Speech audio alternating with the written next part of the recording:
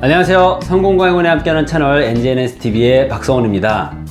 외국어 전문가가 되는 게 꿈인 한 구독자분께서 제게 댓글을 남겨주셨는데요. 아주 긴 댓글을 남겨주셨습니다. 근데 그 댓글에 그 외국어 전문가가 꿈이라는 것을 제가 충분히 느낄 수 있을 만큼 열정을 가득 담아서 질문을 남겨주셨는데요. 무려 10가지의 질문을 남겨주셨습니다.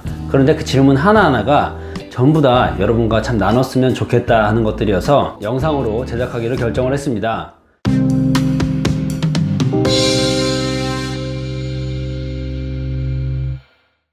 첫 번째 질문은요, 고등학교 때 혼자서 독학으로 영어와 일본어를 공부해서 특기자 전형에 붙었다고 했는데 선생님들의 반대에도 불구하고 어떻게 그걸 이겨냈는지 그런 에피소드가 궁금하다고 하셨어요. 정말로 많은 일이 있었죠. 그리고 정말 억울한 일도 있었고 서럽고 힘들고 외롭고 정말 그런 때였는데 그래도 어쨌든 덕분에 지금 여러분과 이런 대화를 할 수 있는 거 아니겠습니까? 네, 그래서 오늘은 한 편에 이렇게 다 담기는 힘들 것 같아요. 그래서 오늘 내일에 걸쳐서 제가 어떻게 처음 외국어를 공부하게 됐는지, 그 동기부여는 어디서 얻었는지, 그리고 어떤 어려움이 있었는지, 어떻게 그걸 이겨냈는지에 대해서 한번 얘기를 해보도록 하겠습니다. 근데 첫 번째 제가 이제 외국어 공부를 하게 된 동기는요, 이 외국인들과 이야기를 나누고 싶다.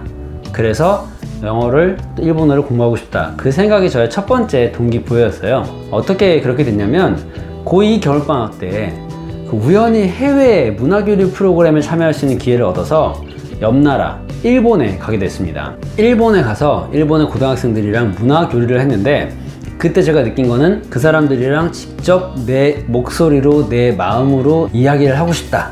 그 생각이 저한테 첫 번째 동기부여가 된 거죠. 그래서 외국어 학습에 대해 눈을 팍 뜨게 됐습니다. 그리고 한국에 돌아와서 이제 고3이잖아요. 대학에 가야 되는데 사실 그때까지만 해도 대학 진학에 대한 큰 열망이 전혀 없었어요. 그러다 보니까 자연스럽게 이제 대학에 대해서는 큰 생각을 안 하고 있었는데 제가 외국어를 공부하고 싶다는 생각을 하다 보니까 아니 외국어를 실컷 공부하려면 외국어를 실컷 하려면 어느 대학을 가야 되지 찾아보니까 외대가 있더라고요. 한국외국어대학교. 그래서 한국외국어대학교 사이트에 들어가 봤더니 이러한 전형이 있는 거예요. 진짜 럭키.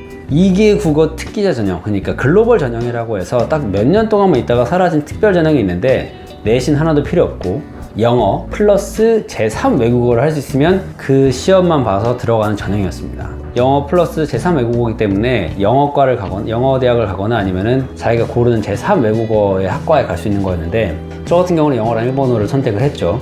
그리고 영어과에 영어대학에 진학을 하기로 결심을 했습니다. 결심. 지금 생각하면 진짜 무모한 생각이죠. 제가 그때 뭐 영어나 일본어를 이미 잘하던 것도 아니었고 다 그냥 기본 학교에서 영어 배우고 제2외국어를 일본어 했으니까 그 정도였어요. 그냥 비등비등 남들과 비슷한 수준이었는데 그걸 특기자로 1차 수시에 간다고 하니까 지금 생각해보면 진짜 무모한 생각이었는데 그때는 무모한 게 무모한지 모르고 그냥 가야겠다 그렇게 생각을 한 거죠. 그리고 나서 이제 여러 가지 난관에 부딪히게 됩니다.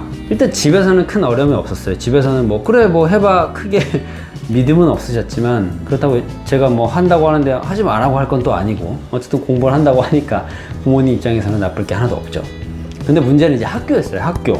왜냐면 학교에서는 지금 생각해보면 어떤 내부적인 제도가 있었는지 모르겠지만 선생님들께서 특히 원서 써주는 것도 되게 까다롭게 해주시더라고요. 학교에 가서 특기자 전형으로 원서를 쓰겠다고 했더니 선생님께서 테스트를 몇 번 하셨는데 테스트를 해서 얘가 정말 진심으로 가능성이 있는지 없는지를 따져보셨던 거겠죠. 근데 거기 굉장히 재밌는 에피소드들이 몇 개 있습니다. 그리고 저를 진짜 구박했던 선생님이 있어요. 어른이 돼서 생각해봐도 그 이유를 전혀 납득이 안 돼요.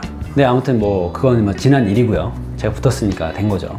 그래서 내일은 정말 본격적으로 어떤 어려움이 있었고 외국어 특기자로 합격하기까지의 그 이야기들을 짤막하게 요약을 해서 이야기해 보도록 하겠습니다. 여러분께 아마 좋은 동기부여가 될 거라고 생각해요. 그 4개월이라는 짧은 시간 동안 목표를 향해서 나아가면서 여러 가지 방법을 찾지 않을 수가 없었던 거거든요.